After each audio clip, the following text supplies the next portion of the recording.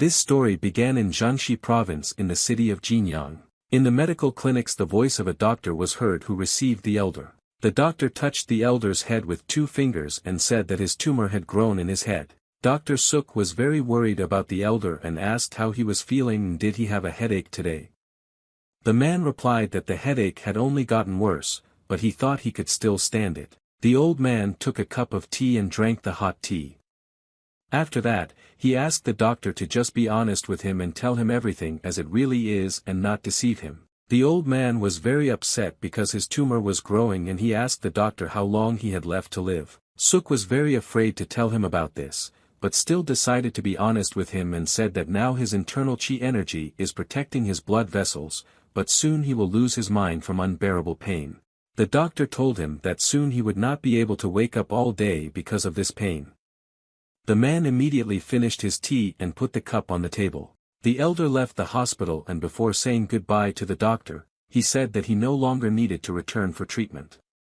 He thanked Dr. Suk for everything she did for him. He turned around and started to leave, but before he left, he turned his head towards the doctor and said that while he was still alive, the doctor should come to his Lu family in his free time. Suk looked at the elder and could not believe that this magnificent man would soon pass away and he was surprised that this old man would so bravely accept the news that he did not have long to live. Elder Lu Jinshan began to slowly walk away into the distance and waved his hand to the doctor to say goodbye to him. The doctor bowed to the elder and asked him to take care of himself and be careful with his health. The old man simply silently began to walk away into the distance. It was a wonderful time of year because at that moment the cherry leaves began to fall. Elder Lu watched the leaves fall from this beautiful tree and said that he needed to start understanding everything right now. He remembered himself when he was still young, handsome and strong. The old man thought that all that he had built in his entire life was his Lu family, which he loved very much. He remembered the boys who were trained in martial arts and he remembered all these wonderful moments as he spent time with them together. Lu's precious family was the meaning of his life and he loved every moment spent with them. His son and his grandchildren were the people whom he loved more than anything in the world because they were his continuation and he did not regret anything. However, he was very upset that he would never be able to see his youngest granddaughter Seol grow up. He knew that she was a special child born with an immortal healthy body constitution. He was always sure that Seol was a talented child who would definitely bring glory to his family when he grew up. Elder Lu walked to the gates of his palace and waited until they opened immediately. The gate opened very slowly and red fog and bright white light began to appear from it. Lu immediately suspected that something very strange was happening here, but so far he did not understand what exactly happened here. Suddenly he felt a very disgusting strange smell and realized that it was the smell of blood. His face immediately wrinkled and he felt very disgusted by this smell. While he was not in the palace, something terrible happened here and while the patriarch was leaving for a while, he was not around, some kind of disaster immediately happened and he knew it.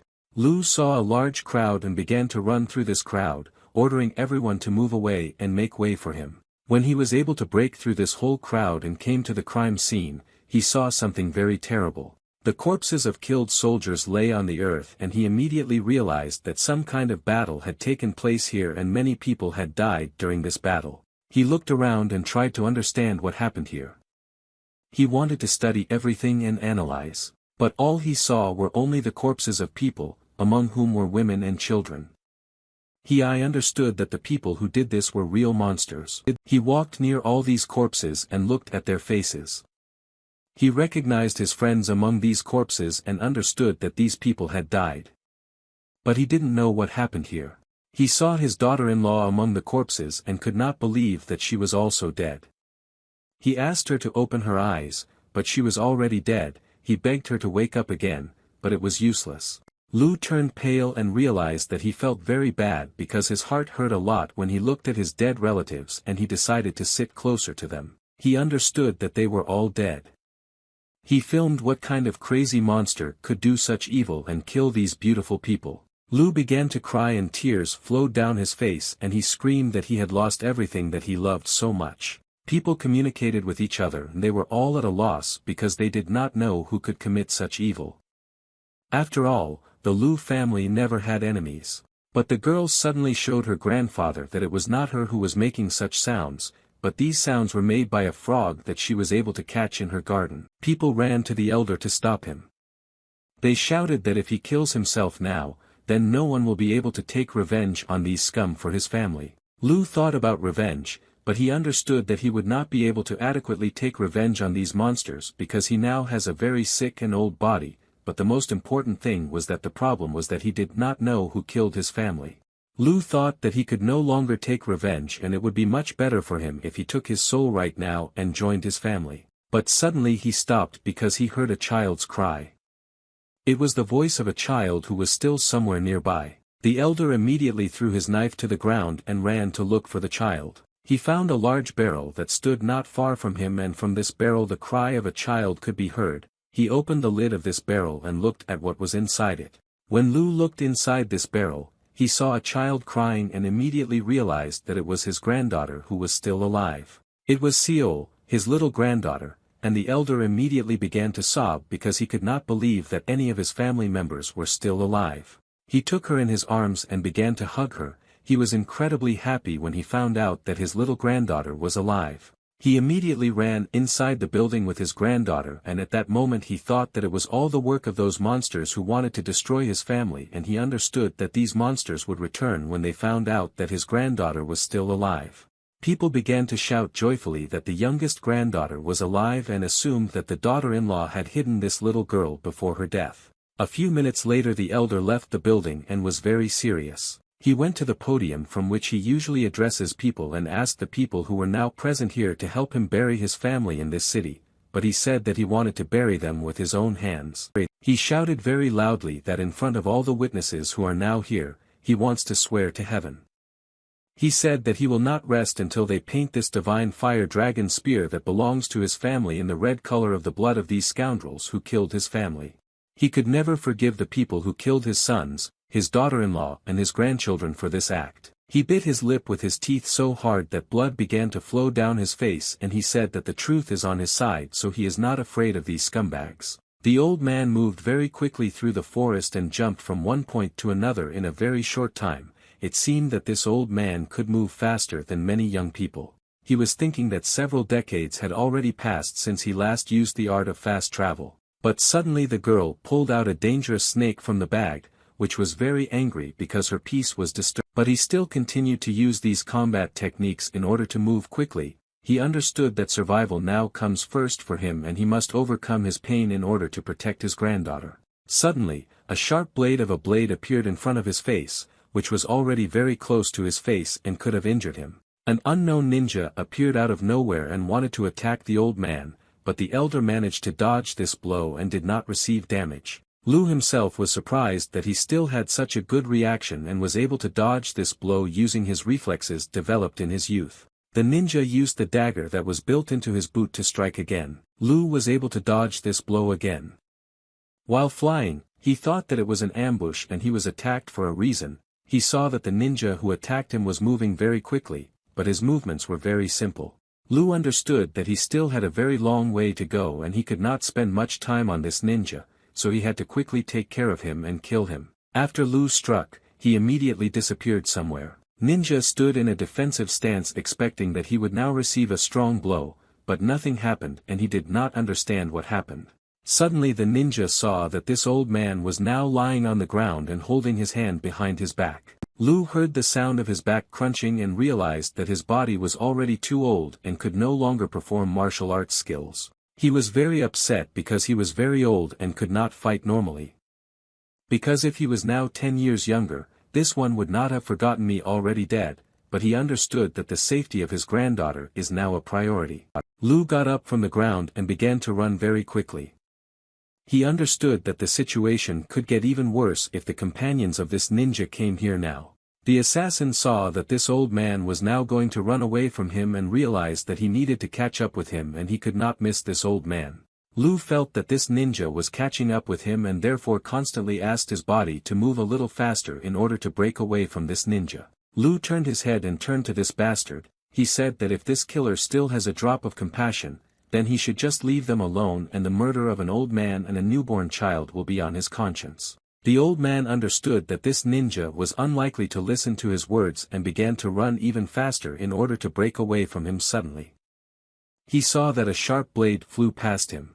Lu was angry that this brute killer kept attacking them. He realized that now it is not profitable for him to continue to run away because in this state he will lose anyway and he has only one option left. Lu watched this killer as he approached him and realized that his only choice was to kill this ninja with one blow.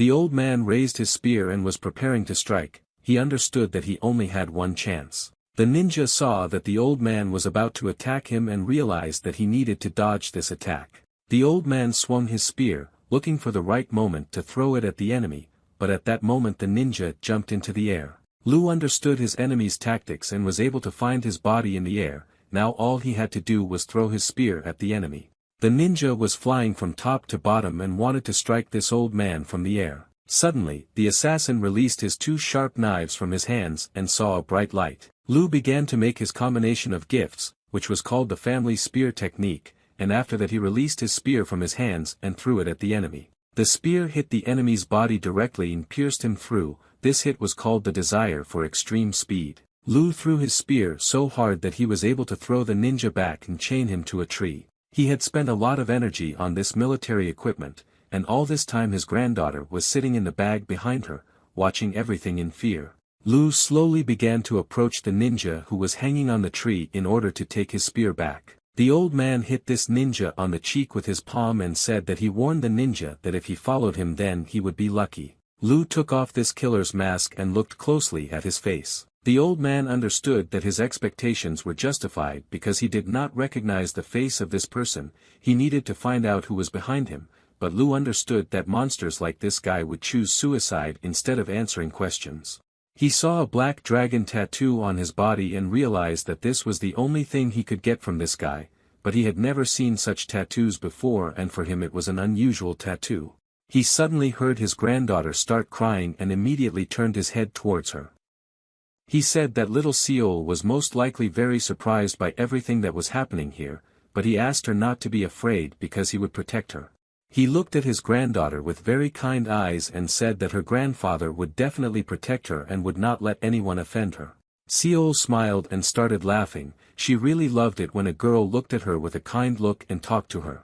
Night came and they decided to make a short break in the mountains to rest and spend the night here to gain strength for the next day. Lu collected firewood in the area and made a fire, after which he began to cook food on this fire in the iron kazan, while the granddaughter carefully watched her grandfather. Grandfather stirred the soup with his stick and said that the child must probably be hungry, but if she waits a little then she will have a tasty meal. He thought that when he left, in a hurry, he took some cow's milk and household goods from the nearest village and who would have thought that he would steal and do something that he had never done in his life. When he prepared the soup there, he immediately poured it into a plate and told his granddaughter that the food was ready and she could safely eat this soup because her grandfather cooked it himself and it was safe to drink. The grandfather watched his granddaughter eat and praised her for eating very well. Seol finished a whole bowl of soup and started licking her lips. She was very happy and cheerful after eating. Lu patted the girl on the head and said that nothing bad would happen to her because he would protect her. He looked at how happy she was and said that this was the happiest child he had ever seen. Suddenly his head started to burn and he felt a lot of pain. Lu dropped the bowl of soup on the ground. He understood that this headache was associated with a tumor in his head, but he had never before felt such severe pain as now. He grabbed his head with both hands or screamed very loudly in pain because he wanted to stop her but didn't know how to do it. Lu remembered how the doctor told him that he would soon lose his mind from unbearable pain and after that he would never be able to wake up again. He grabbed his head with his hands or screamed loudly in pain. The girl did not understand what was happening to her grandfather and also began to cry. The old man remembered that the doctor gave him some kind of package and said that this thing could help if they had a very bad headache. Lu then asked the doctor why this item should work in medicine can no longer save him. The doctor said that this is not a medicine, it is a poison which is called a nerve suppressant pill and if you use this poison to fight the poison, then I from this nerve suppressant pill will suppress his swelling and continue his life for a while. The doctor said that this pill can only be used in case of emergency and therefore it is better for him to always carry it with him. Lu understood that he was already beginning to lose his mind and go crazy because of this pain and tried to find this cure. He knew that this poison is a drug that is used to torture prisoners. The poison causes them extreme pain but does not kill them, and even strong material will feel pain as if his entire body is being destroyed. But he understood that if he didn't suppress this tumor using poison right now, he would simply die right here and now. Lu fell to the ground and began to hold his head with his hands. The pain only intensified and he felt that there was practically no time left and he would soon lose consciousness. He took a poison pill and started putting it in his mouth because he couldn't die and couldn't leave his granddaughter Seol alone. He put the pill in his mouth and swallowed it. When the poison pill entered his body, he began to feel strange sensations. His face turned blue and he told himself that it was just chi poison. He grabbed the ground with his hand and began to scrape the dirt with his fingers. His eyes began to become bloodshot and his veins began to appear on his body. He felt very strong pain and it began to appear on his face. He understood that he was different, but she did not become smaller. His face was blue and his whole skin turned blue. He screamed very loudly but the pain still continued. The forest that was in front of his eyes began to blur and he saw a very fuzzy picture. The wolf was heading towards the house where Seol was now sleeping and Lu immediately understood why this animal was running. Lu assumed that the blue wolf smelled his granddaughter and realized that it was easy prey, so he began to run towards the house. He couldn't believe that the pain had passed and it no longer bothered him, and the most important thing was that he was able to open his eyes and wake up again. He didn't know when his headache would come back and bother him. He could use poison to suppress his tumor. But these pills could still run out someday, they couldn't be used forever. The only thing he knew for sure was that he had to stay alive until he could ensure the safety of his granddaughter Seol. He knew that there was only one way to survive, to have a good body that could cure the tumor and protect his granddaughter from danger. He had to reconstruct his body in order to improve it. He had to do the reconstruction of the bones and flesh in the body to create a better body suitable for martial arts. However, he understood that in order to clear the closed chakras so that the reconstruction of his body would be more effective, only 180 years of practicing the internal energy of Qi would be necessary. At the moment, his internal Qi energy was about 150 years of practice and he didn't understand. Can he hold out with this body for some more time? He learned that such training to improve his body can take years or even decades. Until yesterday, he didn't even think about the fact that he wants to continue his life and do such things, but now he has no other choice and his mind is occupied with only one task. He was Seol's grandfather and the only person who could protect her and take care of her. After all, she had no other relatives. The old man understood that he did not have the opportunity to be weak or old and he must spend all his strength on protecting her and making a good life for her. He stood in a large field near a river and looked at the big mountains that he had to overcome on his way and promised himself that he would not die until he did everything possible for this girl. By nightfall they were able to reach a small settlement. Lu slowly walked towards the village and thought that for the last few days he had been eating only tasteless leftovers because he had no more provisions. He straightened his straw hat and thought that fortunately they were still lucky to find a small village. Lu talked to his granddaughter and told her that she must be very hungry now. If she waits a little longer then he will be able to feed her because they have already arrived in the village. Lu understood that this wolf would now definitely hide somewhere and would look for an opportunity to attack and eat his granddaughter again. He smelled blood again, but this time the smell was pleasant. Near one of the houses that was located in this village in Big Kazan, men were cooking several chickens. But now he knew that he couldn't leave his granddaughter alone even for a minute and go fight because something could happen to him here. Now it's too dangerous. People heard the voice of a man approaching them and saying that he smelled a very pleasant smell here, and this stranger alerted the man. The beggar asked this stranger who he was and what he was doing here. Lu walked up to these men, took off his straw hat and said that he was just an ordinary hungry traveler who would like to have a little snack. He noticed the appearance of these men and immediately made his assumption that these people were most likely members of a sect of beggars. He looked at their clothes and saw the knots around their belts and immediately realized that one of them was a first-rank disciple and the other two men were second-rank disciples. He decided to take advantage of this and realized that it was possible to get from them not only food, but also some information. Lu asked these men if they could share a bowl of this delicious food with the old man. The beggar answered the old man that he could not believe that he had lived to see the day when such a noble man would ask him for food from the beggars. One guy shouted that taking food from the poor is unfair. Well, they immediately closed his mouth, and the second man invited the old man to join because their sects are not stingy and they can share food. The old man thanked these kind people and said that, as always, the Sektanishevs are a very reliable and kind sect. The beggar scratched his head and said that he forgot the salt. They suddenly began to run behind the wall of the house and asked the old man to wait for them near the fire.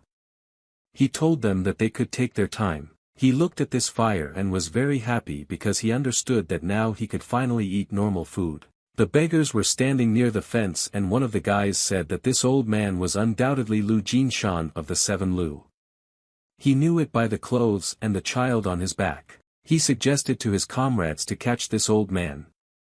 But the only thing that stopped his friends was that there were rumors that this old man was an expert in martial arts. But the guy said that they don't have to worry about it because with just one look he can tell that this old man is just a bag of bones now, and he assured his friends that the old man doesn't have enough strength to swing a weapon now. He picked up a bamboo club and said that they should attack this old man as soon as he gave them a signal. Suddenly they came around the corner and the man said that he had already put salt in the soup and forgot about it, and now there was just something wrong with his head.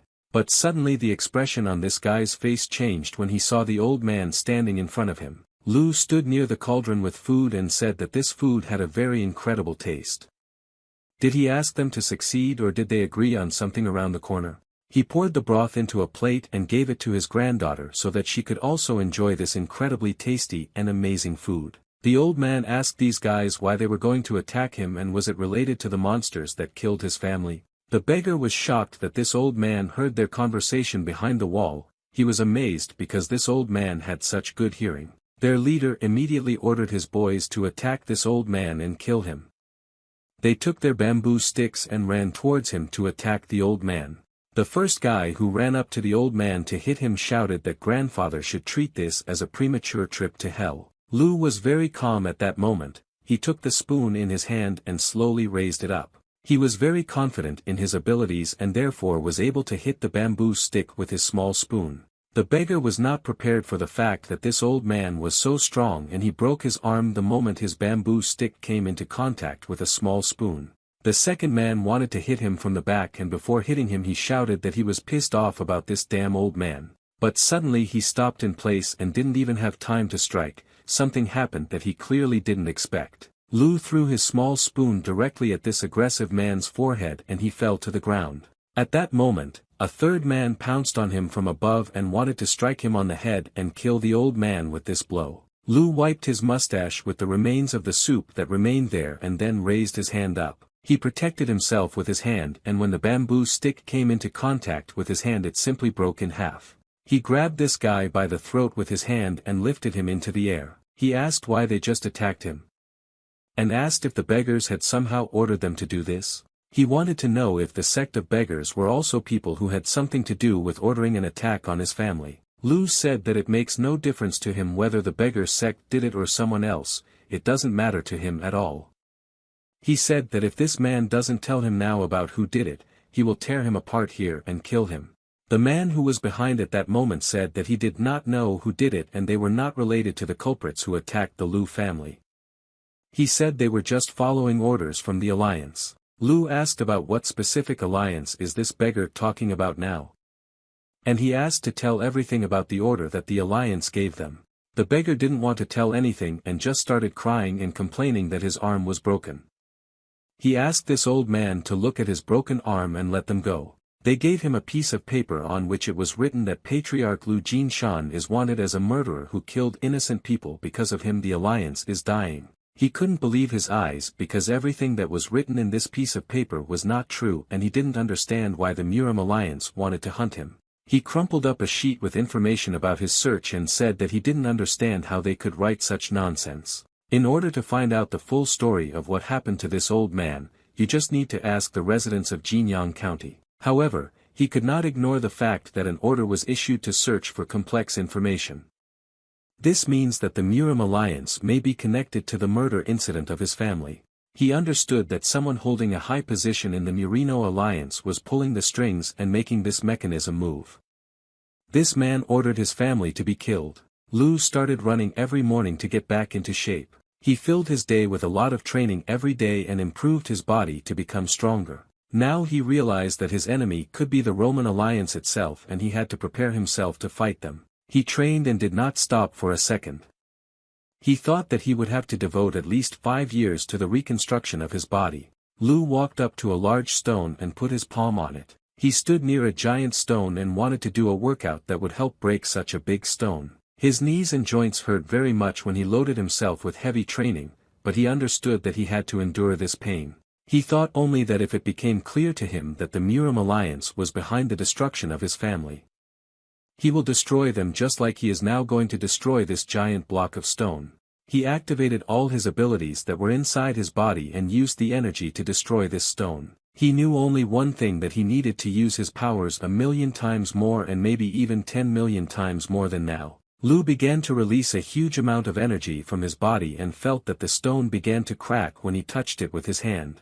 He began to squeeze this stone and the structure of the stone immediately began to break. His strength was enough to break this giant block. However, there was still one question in his head that haunted him. He did not understand why the Roman alliance of Orthodox sections defends righteousness but still commits such terrible acts. Lu heard his granddaughter begin to cry and he immediately turned his attention to her. He asked Seol if she was hungry. He said that he gave her a whole cup of milk but for some reason she didn't want to drink it and he didn't understand why. She decided to play around a little and threw away the cup of milk, but he managed to run up in time and grab it. Lu almost approached the blue wolf and they looked into each other's eyes at that moment. They both understood that only one could survive. She did not want to drink this milk and threw it away with her hand.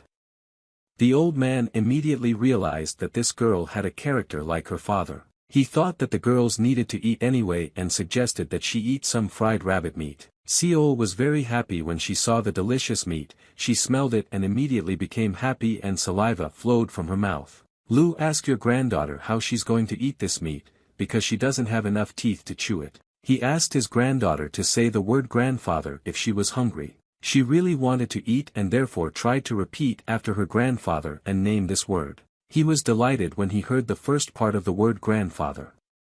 He could not believe that she was actually able to repeat this word. Lu realized that thanks to their trap, the wolf could now fight using only his front paws. He was delighted because she could already speak and he understood that she was growing at an incredible speed. He was very happy because this girl had an immortal body design that gave her a difference from other children.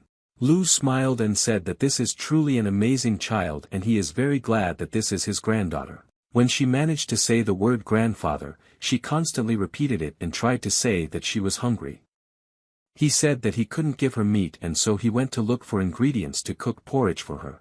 Evening came and by this time they were able to get to a small town where they could find some food. Lu didn't know how common his wanted poster was in cities, so he decided to be careful not to get caught by other bounty hunters. He thought that now was a very good time because an ordinary woman was passing by him and was carrying something in her hands. He called this girl and apologized for distracting her, but he just needed to talk to her for a minute. He asked if it was possible to ask this girl for some food or porridge to feed the child.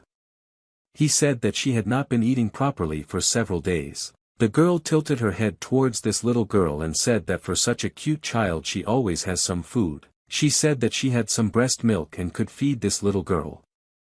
Lu was very happy when he heard this. The girl said that for such a small child it is necessary to feed on breast milk in order to grow better. Lu thanked this sweet woman for her kindness. She politely asked him to turn aside while she fed this girl so that he would not watch her naked breasts. Lu said that he couldn't believe that he met such a noble person like this girl at such a late time on the outskirts of the village. He said that his granddaughter couldn't even finish her mother's milk. He said that he was in a bad mood for stealing cow's milk to feed her and was grateful that this girl came to their aid. He asked is it okay for her to eat other people's breast milk. He didn't understand why this girl wasn't answering him and asked her again, but he never got an answer. But instead, he heard women's steps moving away from him. He turned his head towards her and saw that this girl was running away. He said that this was madness and did not understand what the hell she was doing. She stole the child and began to run away with him. She shouted that now she will finally become rich right now. But suddenly she received a blow to her back with a heavy object and fell. Lu managed to catch up with this girl and neutralize her. He was even able to take his granddaughter from the hands of this girl. Lu took his granddaughter, who thought it was all a fun game, and after that, with his spear, he caught the clothes of the fleeing girl. He said that he couldn't believe that this woman turned out to be so crazy and asked why she was doing this. Suddenly he turned his head to the side and saw something very strange. To his right was a notice board on which hung 2 portraits of wanted people. There he and his granddaughter were. He was very surprised when he saw that in such a small town there was a poster saying that he was wanted. The poster said that Lu Jinshan is a crazy old man who kidnapped a little girl and carried her on his back. It was written there that whoever saves and brings a child to the Murim Alliance will receive a big reward. He was shocked when he saw this terrible inscription. He could not believe that these monsters treated him so cruelly. He immediately began to be afraid of all the people who were near him and constantly looked around so as not to attract unnecessary attention to himself. Now he had to always be on guard because even ordinary people were following him and their wanted posters could be placed throughout the province, so everyone was looking for him. 3 men approached the notice board and talked about how these 2 old men and girls were wanted everywhere. One guy went to the notice board and said that he heard that the Lu family was a very prestigious family and such an old man should have calmly, but he chose to become crazy and steal the girl. Lu thought that all his life he valued honor more than anything else, and he could not believe that the world would be so cruel and would be looking for him as a murderer and a demon who kidnapped a child. One guy said that he heard that the family of the great Bayuks in a neighboring village was also recently attacked and their whole family was killed at night. Lu heard the dialogue between these guys and couldn't believe his ears. The Book family was even bigger than his family and they had many first-class martial artists in their family. He couldn't understand how they could be killed. The guy who stood near the notice board said that after their family was killed they could not find a single corpse of a baby. Lu realized that this was not a coincidence and that the same people attacked these 2 families. He said that his opponent is very serious because not any person can destroy such a large family in one night, and he realized that this is actually the work of the Murim Alliance. But he didn't understand why they did this. Suddenly Seol started saying the word grandpa loudly and trying to hug him. He remembered that when Seol was born, people made a lot of noise and rumors spread that she was born with an immortal sound and a body constitution. Most likely the Murima Alliance is hunting for her to take away her chi. People said that it was a happy occasion for all of Jianghu that Seol was born with such a body structure that the greatest expert in history admired her.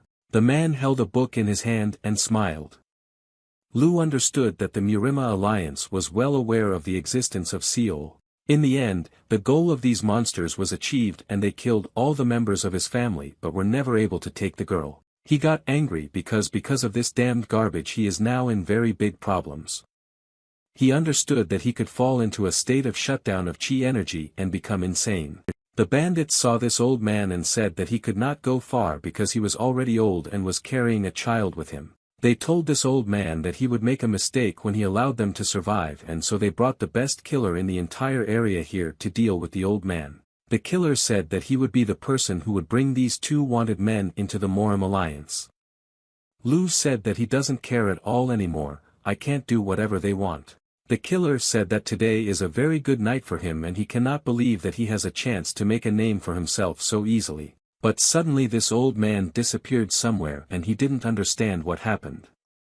Was this old man able to deceive them? The killer and the bandits did not understand where this old man had gone and how he was able to move so quickly. Lu was very angry at these guys and said that he would kill them because rage began to awaken in him and he began to lose his mind. They were very scared when they saw that behind them the voice of this old man was now heard, and this voice sounded very scary. They began to discuss among themselves that they had definitely heard some strange voice, but they could not understand where this voice came from. At that moment, Lu jumped from roof to roof and moved very quickly, as if some closed chakra had been activated and endowed him with energy. He felt very strong surges of anger and understood that he would not be able to restrain it for long because he had almost fallen into a state of chi shutdown. And it was a very stupid situation. He thought that if he saw blood at that moment, this means that he would become insane and would justify the legend that the Miram Alliance tells about him. At this moment, his granddaughter, who was on his back, constantly repeated the word grandfather. He turned his head towards her and asked his granddaughter not to worry because he would not allow anyone to offend her and would not allow himself to lose consciousness again and repeat this mistake. Lu said that Seol is actually a lot of luck and happiness that exists in this world. Lu said that this little son did everything to save her grandfather and now he must save her. Lu moved very quickly across the rooftops and was very difficult to catch up with. After he found out that the whole world was hunting him and his beautiful granddaughter, he needed to go and find a safe place where no one could find them. They traveled through the forest and walked for so long that the straw hats began to head for the day and fell asleep. Lu walked for a very long time and he was already starting to get tired of constant travel. He felt that he would need to take a break but did not know when it would be better to do this. Since that moment, 2 whole months have already passed and all this time they have been traveling in search of a safe place. He smiled and thought that all his life he had been training his internal chi energy but could not achieve restoration of his body and could not even think that his granddaughter would be the first to. Seol slowly opened her eyes and gradually began to wake up. She wanted to look at what grandfather was looking at now. Lu shouted that he had finally found him and he was very glad that after such a long journey he finally managed to come to the right place. He started laughing and said that this house was no different from the palace in which they lived before. He was happy because he saw that there was even a well in their yard and said that they were very lucky. Lu slowly began to open the door to the house and look around the room to make sure it was safe. He saw a lot of cobweb dust in this place and said that no one had been here for a long time. And this place was empty but it still looks very clean. He went up to the chest and the table and said that the furniture in this building is still as good as it was before and it has not changed a bit. He took a small box and said that it was a precious jade box and he wondered if there were accessories inside this box that could be sold. Inside the jade boxes were flying needles and when he looked at them, he thought that some expert on internal chi energy used to live here. He saw that a musical instrument called a 7-string zither was hanging on the wall and he was shocked that the previous owner of this house was a very interesting person and he had such a strange choice of things and activities. He said that he thought that the person who lived here was an unusual person and was clearly doing something interesting. When evening came, I immediately turned on the lights in the house and began to arrange this space so that I could live here. Lu entered the house with a table in his hands on which there was a bowl of food and told his granddaughter that food was already ready for her and praised the little girl for being able to wait well. He scooped food into a spoon and tried to feed his granddaughter, and at that moment she was trying to say a new word. She ate the first spoonful of food and immediately began to smile and her grandfather praised her for eating very well. Lu noticed that his granddaughter eats exactly the same as his youngest son when he was still very young. He thought that after a lifetime of practicing martial arts, he was now raising a child and finally he began to understand his daughter-in-law. He said that he needed to support them when they were together because he understood that he was responsible for them and had to protect them. He couldn't believe that everything would change so quickly and he would lose his chance to talk to them one last time. Seol happily looked at her grandfather and smiled. She was a ray of hope that made him live and move on. Lu fed his granddaughter the food he had prepared and cried. Every time he looked at her, he understood that this innocent child now had to live in such conditions because some idiots wanted to hunt her. He began to wipe away his tears and said that he was not crying, but smoke got into his eyes while he was cooking. But the granddaughter reached out to him with her hands and wanted to hug her grandfather. The elder suggested that these people could have already come to the bandit camp to deal with them, but he did not believe that they appeared here so quickly. She looked at her grandfather in surprise because she didn't understand what was happening to him and why he was behaving so strangely.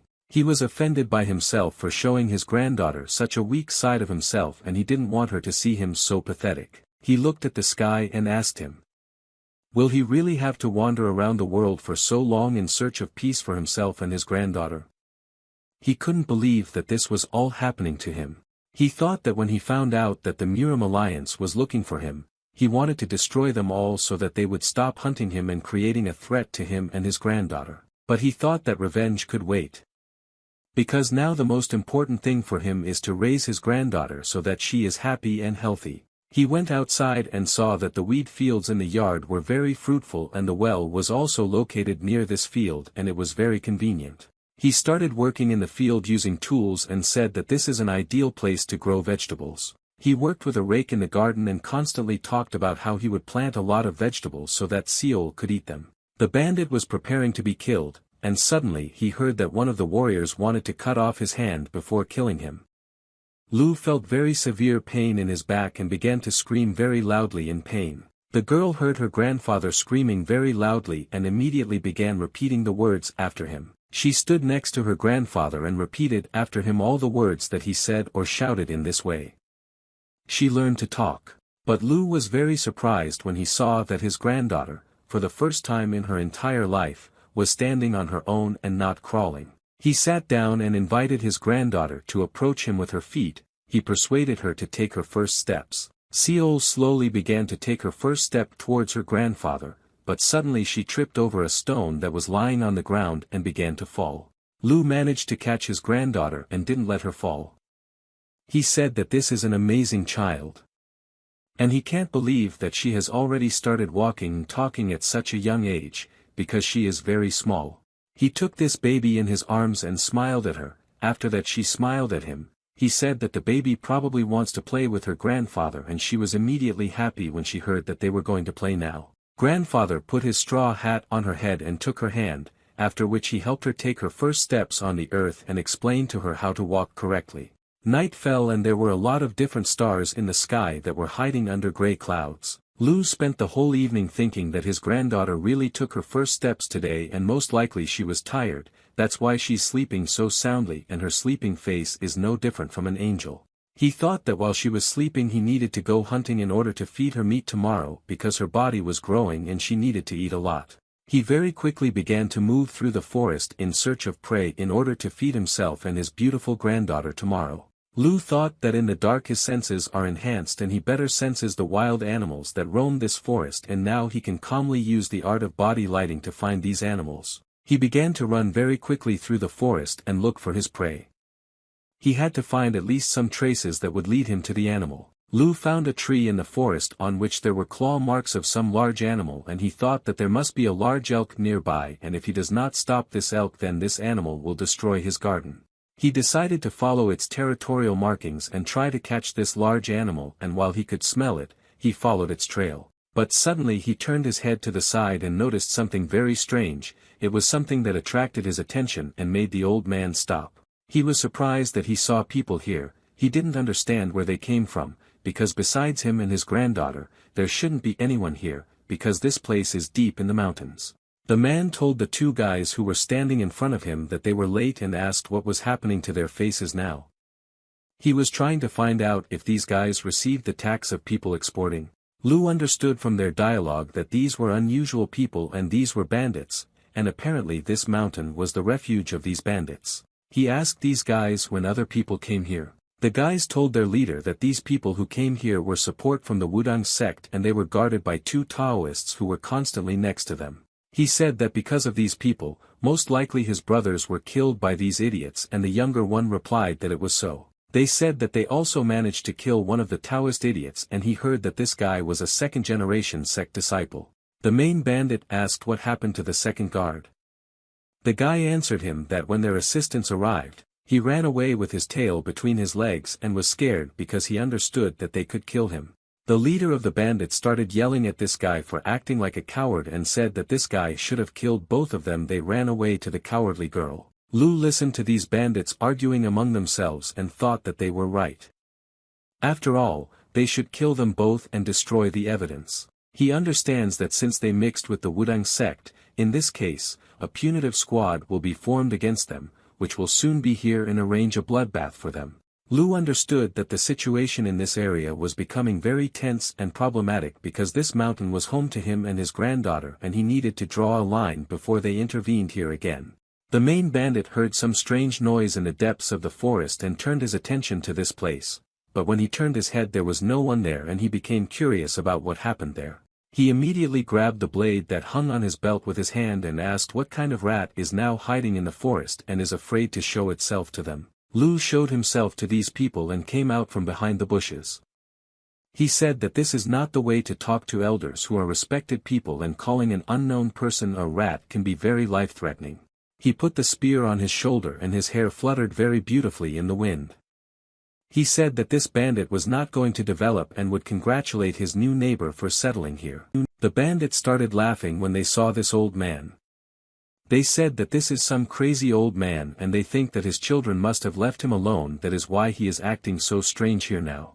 But suddenly the bandits were able to properly look at the body of this old man and realized that just one look is enough to say that this old man is crazy from the moment he appeared here, and he felt a very strange energy. The bandit turned to this old man and said that they own this mountain together with their gang, and therefore if he does not want to die, then he better get out of here as soon as possible and never show himself again.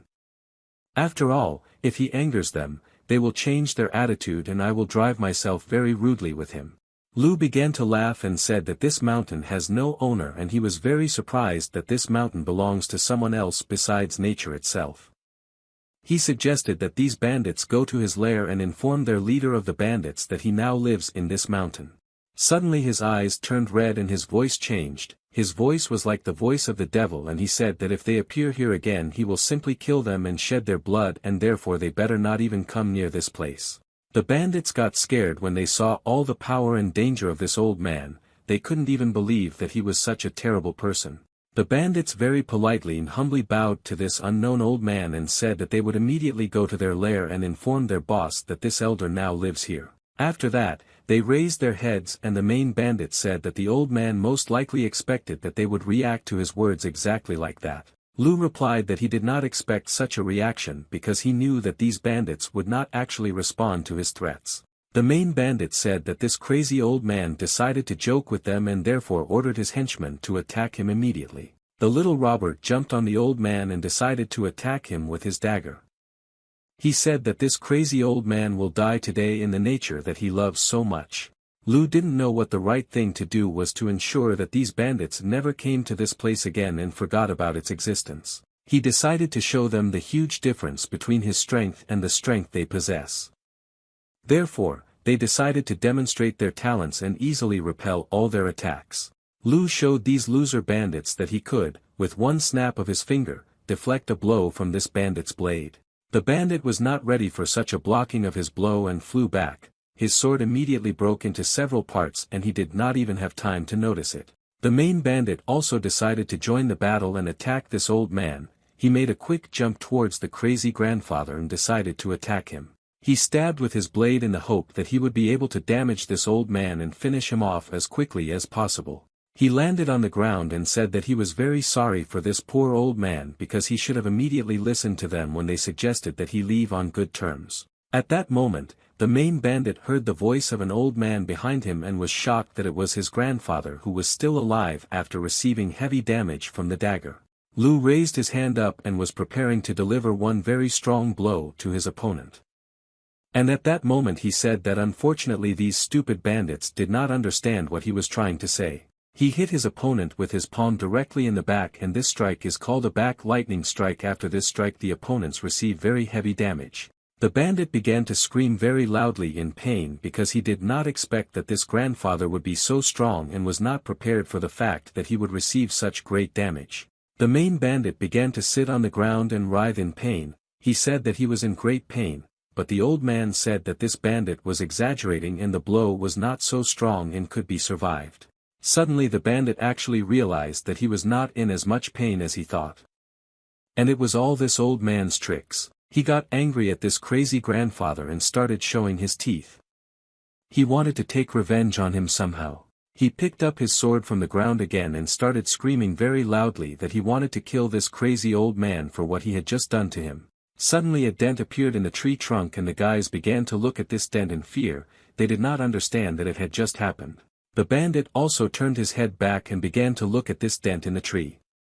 He was very scared and did not understand what else this old man was capable of. Lu used his fast-moving technique to scare his opponents. He didn't want to beat them up, but he wanted to show them his incredible strength so that they would finally understand that it was better not to mess with him. Suddenly the trees began to break and made a strange sound. Lu was able to immediately break 7 trees that were behind these bandits in a few seconds. When they turned their heads, they couldn't believe their eyes because it looked very strange. At this moment, the bandits understood that they were now being fought by a very serious enemy. and if they were still not dead, it meant that he simply did not want to kill them. Lu said that he just wanted to correct their manners and make them a little better and promised that he would let them go since this was their first meeting, but for now he asked them to get lost from here. But suddenly at that moment a very large and strong man appeared from the darkness of the forest. He looked very dangerous and had a very deep voice, and this man looked like a very large and dangerous bandit. He was missing one eye and had a very strong build. He approached the bandit and asked what was going on here.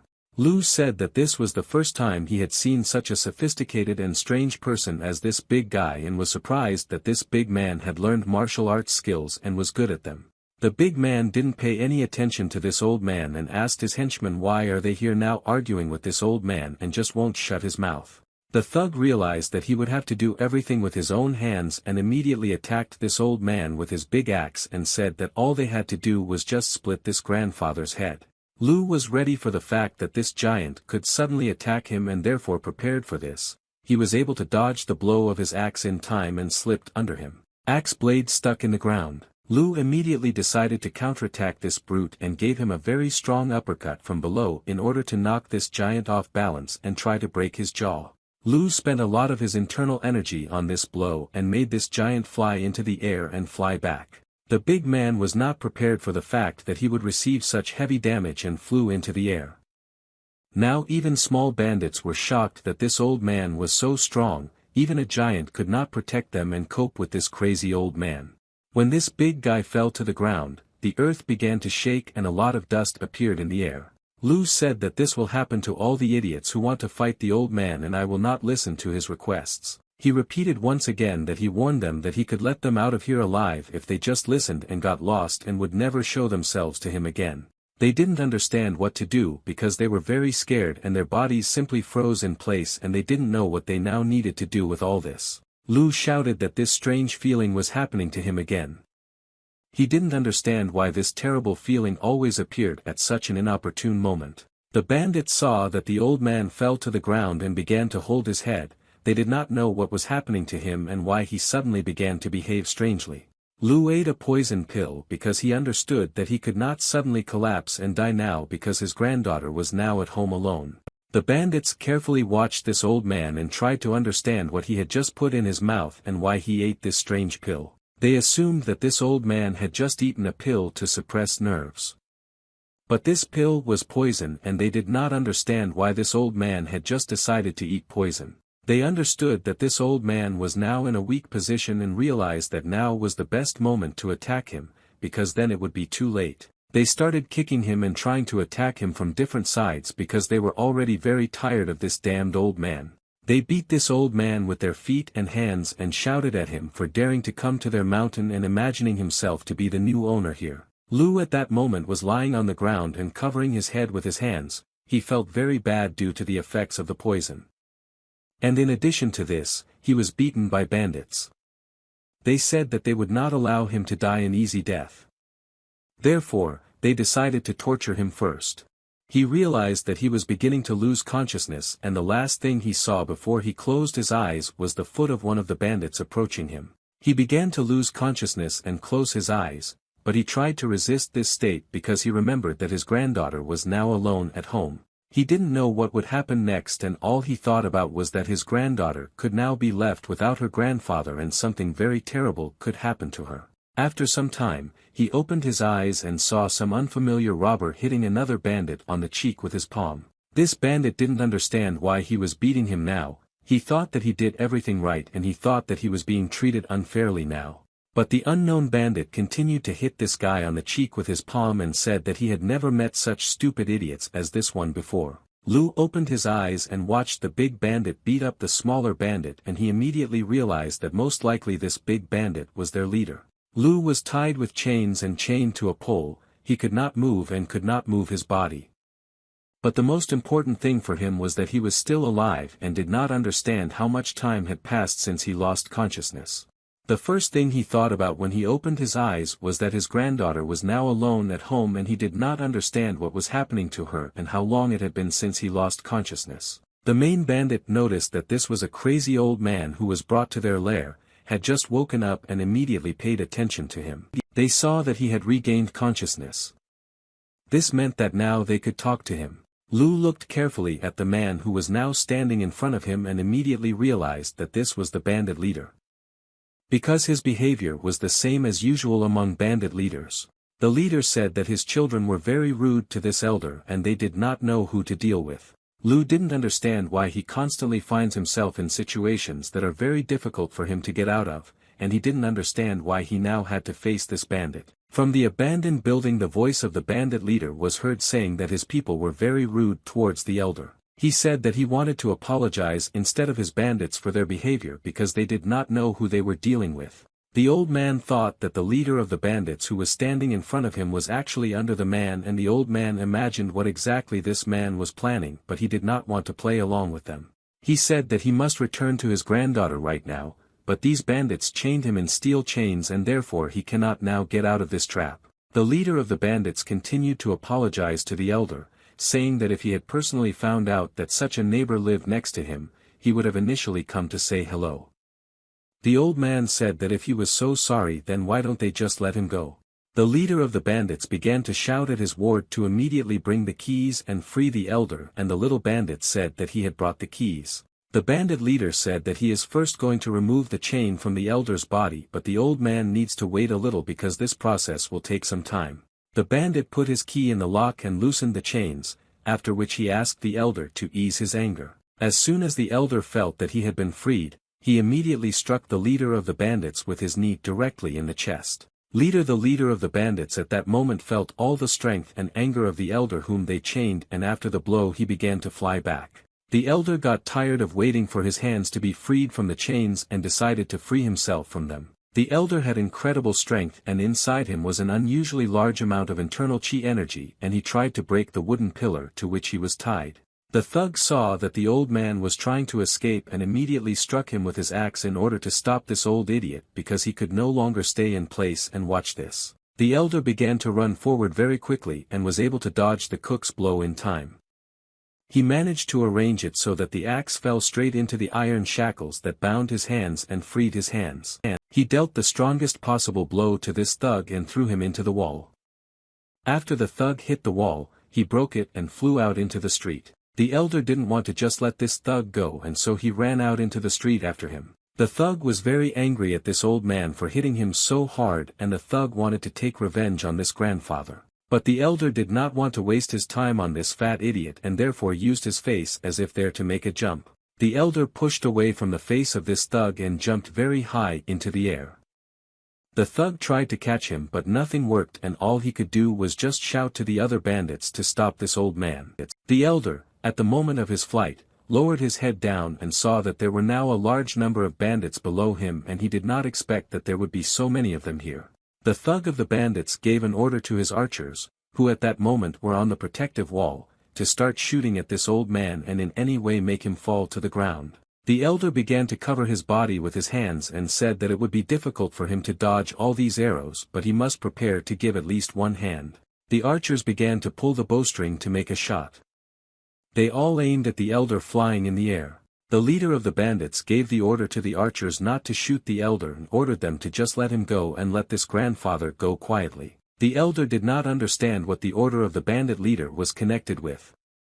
But the only thing he knew for sure was that now he could safely escape from here and not receive any damage. He calmly jumped over the fence and landed on the ground, after which he made a very quick dash forward. He ran very quickly and kept thinking that now his granddaughter was in danger because she was all alone, and all the way he kept repeating that grandpa would be home in a minute. The leader of the bandits was delighted with the abilities that this elder possessed. He immediately realized that this was a real master of martial arts. The thug hit himself in the face with his palm and asked the leader of the bandits why he allowed this old man to be released so easily. The thug said that their people recently disappeared in the mountains and they were probably killed by this old martial artist. The leader of the bandits ordered this thug to shut up immediately because he does not understand at all what is happening now. The leader explained that he is trying to remove the problems that his subordinates created. He crossed his arms over his chest and said that the fate of the Black Mountain Blade depends on this old man and you can't just kill him. He ran very quickly to the house and constantly shouted the name of his granddaughter Soul.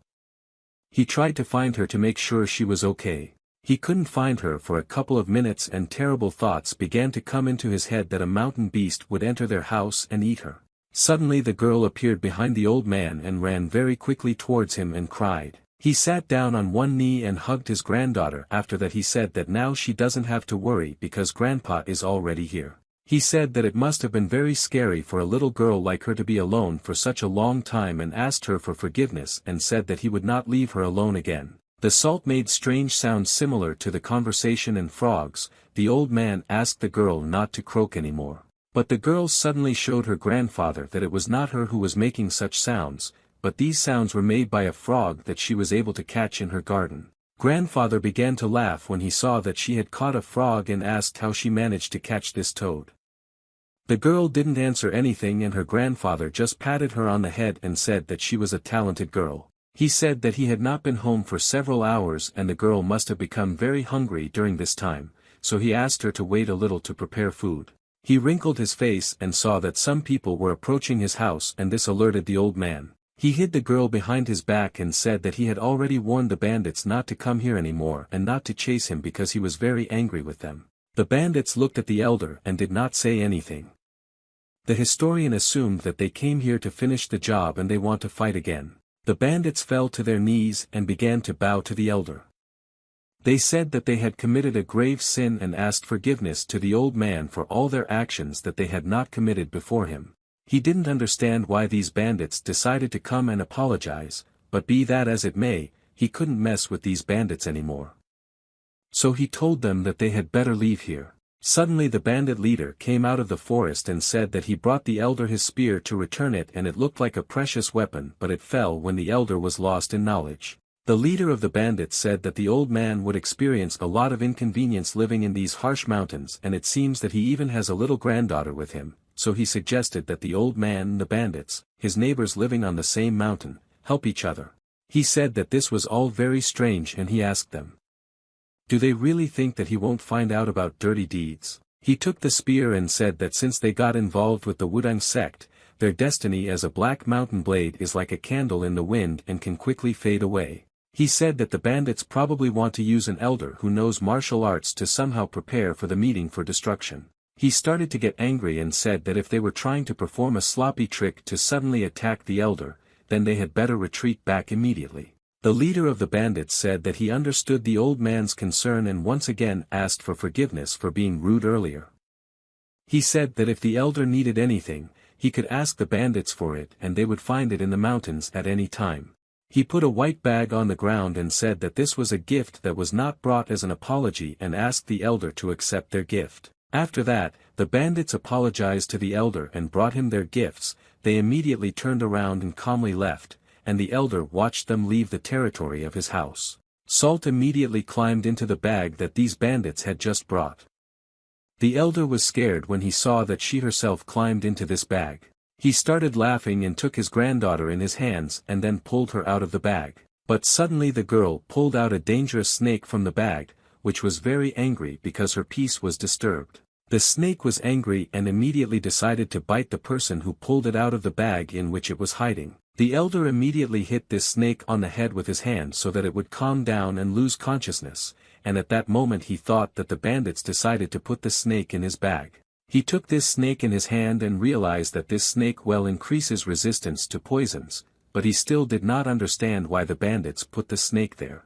When he opened this bag you saw that they left him some meat and other edible supplies and in the end they were not completely rude and decided to give it a gift from the bottom of their hearts.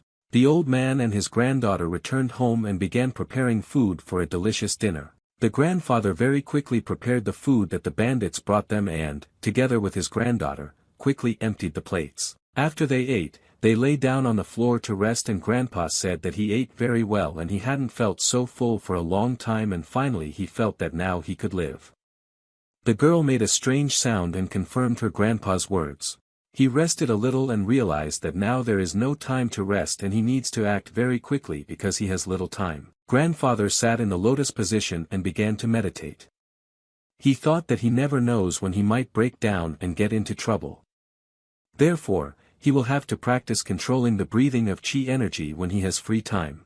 He had to achieve complete recovery of his body as soon as possible so that next time he wouldn't have the same problems as with these bandits. He said that he must restore his body at any cost and he will definitely be able to do it. He had to become strong and restore his body in order to protect his granddaughter and take revenge on the people who killed his family. He knew that now a very important goal and meaning of life appeared in his life, for the sake of which he must continue to exist every day. Soul didn't know what grandfather had just done, but she decided to repeat after him in order to be as strong as grandfather.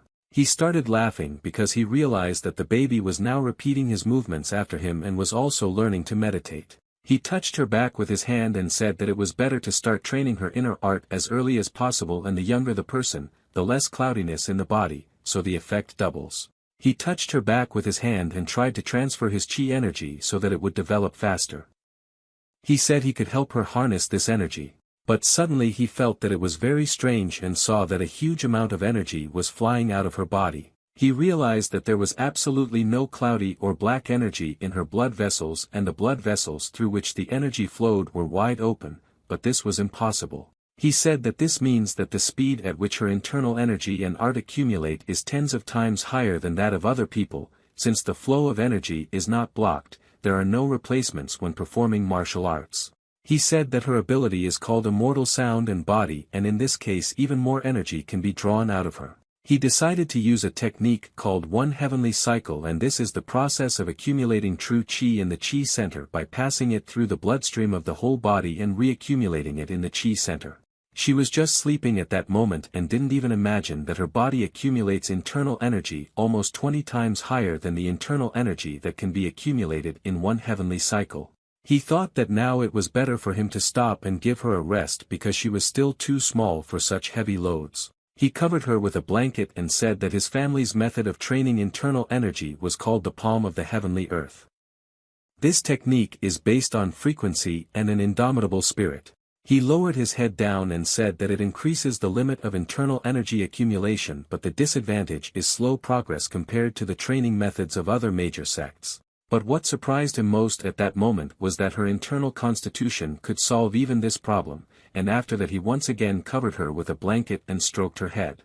He went outside to look at the moon and stars and decided to talk to the moon so that he would not be bored. He sat on a bench and said that it was very difficult for him because he lacked energy, and if he were a little younger it would be easier for him. Suddenly he turned his head to the side and saw the bottle that the bandits gave him. Grandfather closed his eyes and said that wild ginseng wine and white snake could be good for him, but did these bandits really think that he would fall into the trap of these mountain bandits, and who do they even take old man Lu to be? Literally a few minutes later a dead snake was already roasting on the fire. Lu at this moment drank delicious wine from the cup and enjoyed the taste of this wine. He enjoyed this moment and thought that a lot of time had passed since he last tasted such delicious wine. After that, he took a bite of the snake's meat and began to chew it. Lu said that it was very tasty and he enjoyed the amazing taste of this snake delicacy. The old man said that this is why this world is better even if you have to roll in a pile of dung, and that means that living is better than dying even if someone has to suffer a lot. He looked at the beautiful moon which was shining very brightly and thought that now it was time to drink another glass of delicious wine. He saw that the moon began to change its shape and some kind of appendage appeared. The moon resembled some kind of liquid object from which at that second a large drop of white light flew out. He looked at the sky and couldn't believe his eyes. At that moment he was so surprised that he even poured something out of his cup. Suddenly this white energy began to fly straight from the moon to the earth, and it resembled a large light snake. Lu didn't understand what it was and why he just happened to see this beautiful light beam that moves in space on its own. He saw some kind of light beam flying over his head and quickly flying towards the forest. He was very surprised. After all, he had never seen anything like this before, and this light wandering in the air began to lure him. Lu did not understand why this flying light appeared, and he assumed that it was all from alcohol. He began to run towards this beam because he wanted to see it up close and take a closer look. At that moment he was like an obsessed man who wanted to touch something so beautiful. He ran very quickly towards this flying light and thought that he had once heard a similar legend. This legend was about a creature that was called Blue Fur because it was an animal that had eaten more than 1,000 people in the last 1,200 years. This creature is usually called a man-eating wolf because of its blue eyes, because this is how people usually see this monster. Lu hid behind a bush and couldn't believe that the blue wolf was actually here, and this myth turned out to be real. He thought there that if he is now on this mountain with bandits next door, then he must make a choice to leave everything and run away from here with his granddaughter right now. Or he had another option, and for which he needed to start accumulating energy before the battle. The blue wolf felt the presence of a man next to him, and the old man realized that he would have to kill this wolf right now at any cost in order to protect his granddaughter and his new home from this monster. The blue wolf pounced on the old man and opened his mouth wide to make a bite, but the elder was already ready for this, and so he accumulated energy in his fist in order to strike back. He used a strike called the Heavenly Earth Palm of the Lu family, which belongs to the first style. He used his furious dragon grasping punch, and after that, his hand became several times larger and hit the wolf right in its mouth. The wolf did not expect that this old man would hit him with such a strong blow, and after that he flew up and turned around in the air. Lu felt that his hand was very painful after the blow, because the wolf's head looked like a piece of iron, and he realized that it was very difficult to fight the wolf with his bare hands. The wolf calmly stood up on his paws, shook himself off and prepared for the next attack. He suffered virtually no damage. Lu understood that this wolf was causing him anxiety, and he did not understand why he had to face this wolf when he did not have a spear with him. But he no longer had elections, and in any case he would have had to fight the blue wolf in order to protect himself. He raised his head up and saw that the wolf for some reason decided to jump over him and not attack. He turned his head back and saw that this animal was now trying to get away from him. This wolf turned out to be smarter than it might seem at first glance. The wolf was heading towards the house where Sol was now sleeping, and Lu immediately understood why this animal was running there. Lu assumed that the blue wolf smelled his granddaughter and realized that it was easy prey, so he began to run towards the house. The blue wolf ran forward very quickly and quickly picked up speed. Lu realized that there was no time to waste now and used his internal chi energy to catch up with this wolf. He deliberately fell to the ground in order to slide along the ground and attack the wolf from below. When Lu found himself directly under the wolf, he kicked him in the chest, and it was a very strong blow. The blue wolf felt severe pain and began to whine.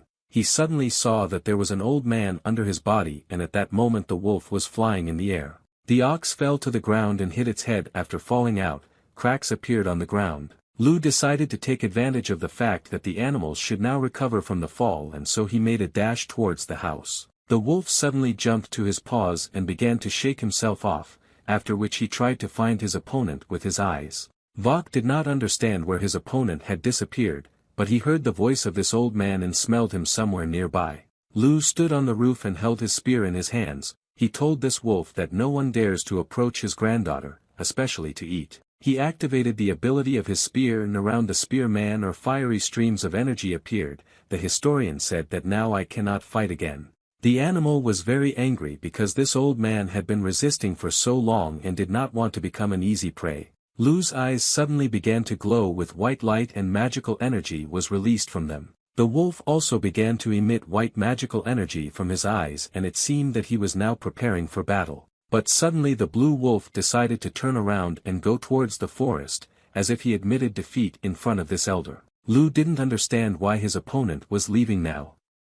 He thought that he could have confused this animal with some other monster, because the behavior of this wolf is not similar to the behavior of the blue wolf from myths and legends.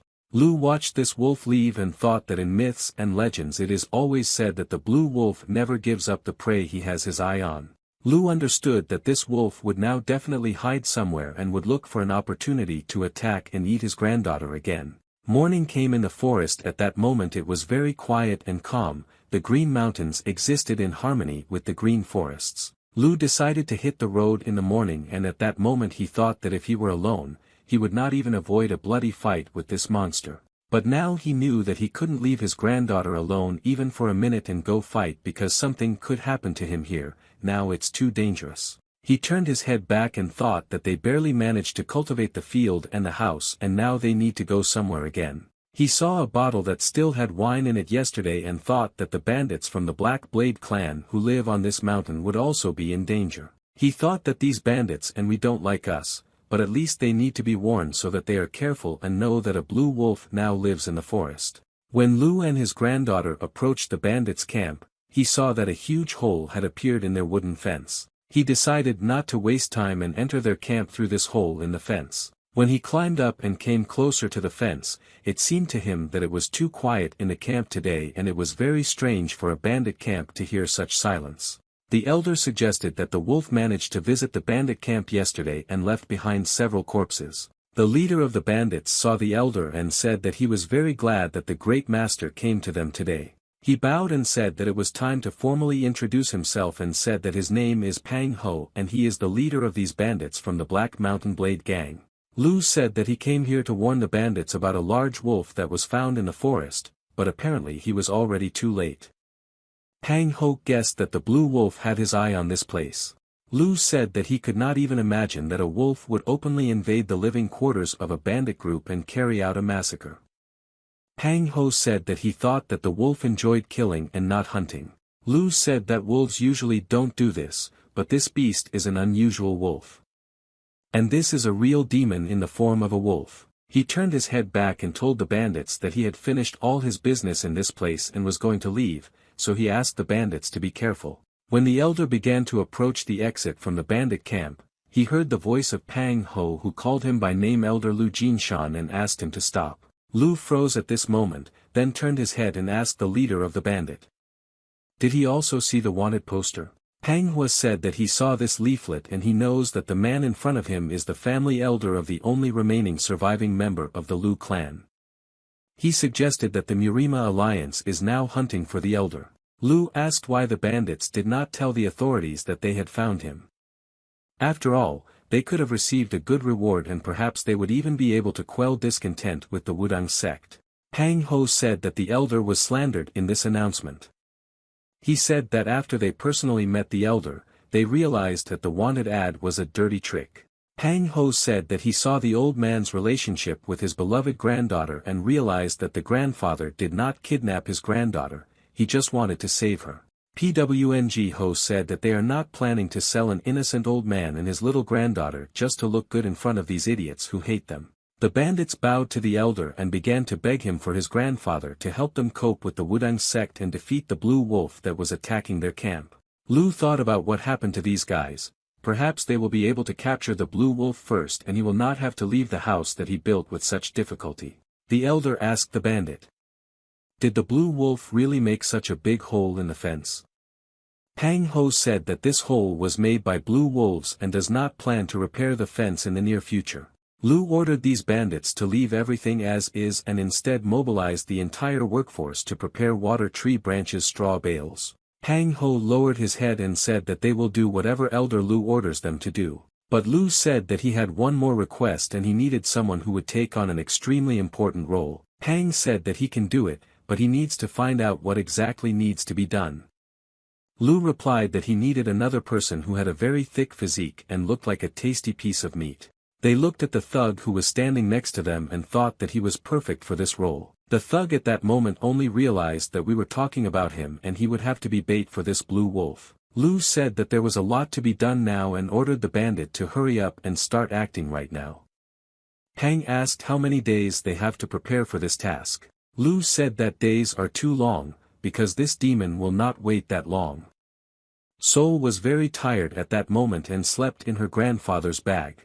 Lu said that they are not going hunting tonight and this demon must be dealt with as quickly as possible. Night fell and the elder said that this night would be the last walk for this blue wolf. Near the hole in the fence stood the same thug who that night they decided to use to bait the blue wolf. He stood motionless in one place and looked into the distance all this time. He was preparing for the fact that anything could happen today and this demon could eat him. Strange sounds began to be heard from the forest, quickly approaching and becoming louder. The thug saw two blue lights flying very quickly towards him and his body at that moment began to shake with fear. The face of this blue wolf appeared from behind the trees and looked at the thug as if it were a tasty piece of meat. The bully ordered this animal to come here and fight him because tonight he is going to fill his stomach with wolf meat. The wolf opened his mouth wide and was about to bite off the head of this thug in order to feast on his tasty meat. The thug managed to jump to the side in time and cover his head with his hands in order to escape. The wolf landed near the body of the thug and began to get angry because his prey was running away from him. But the blue wolf did not expect that they had prepared a trap for him here, into which he had just successfully fallen. The blue wolf slowly began to fly down the pit that had been prepared for him as a trap. Pang Ho raised his hand up and ordered the archers to immediately start firing so Wolf could kill him. A few hours ago, Pang Ho called the elder and showed him the hole. The leader of the bandits said that they dug as deep as the elders ordered them to do, and he suggested setting spears under the trap.